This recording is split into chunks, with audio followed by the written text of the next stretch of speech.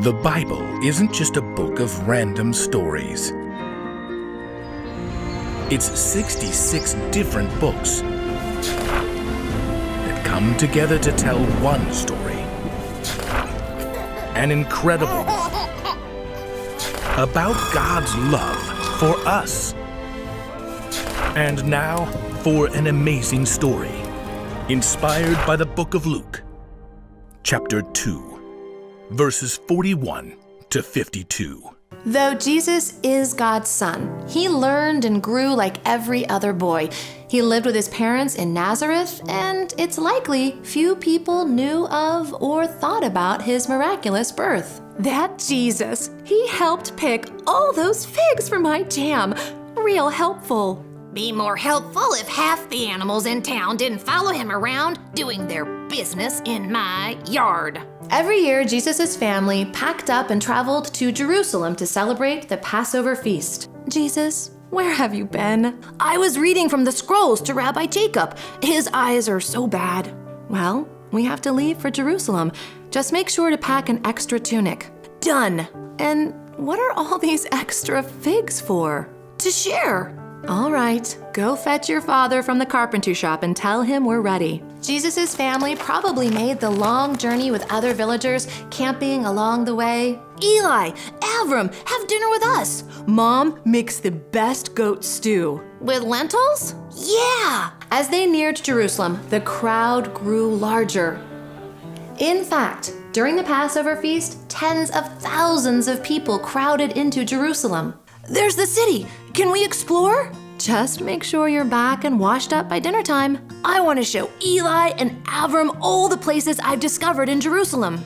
Jesus and his parents would have celebrated the Passover feast with other friends and family, sharing a roast lamb and unleavened bread.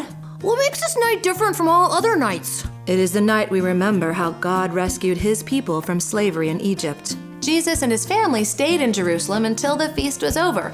And then everyone packed up for the return journey. Why does the way home always seem longer?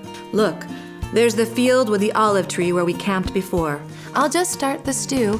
Jesus, can you gather sticks for the fire? Jesus? Where is he? He must be with Avram's family. As their family and friends settled into the campsite, Mary and Joseph began looking for their son. Avram, have you seen Jesus? Not since yesterday. He gave me the rest of the figs before we left the city. After a frantic time of searching, Mary and Joseph realized there was only one answer. He's been left behind in Jerusalem. Quickly, Mary and Joseph retraced their steps. He explored all the city gates and the markets. Together, Mary and Joseph searched the entire city. They asked about their son up narrow streets and in busy shops. He's 12, about this tall. Real colorful tunic? Yes, his extra one. Loves figs? That's him. Haven't seen him. After 3 desperate days, Mary and Joseph arrived at the one place they hadn't yet looked. The temple? Hardly an exciting place for a young boy.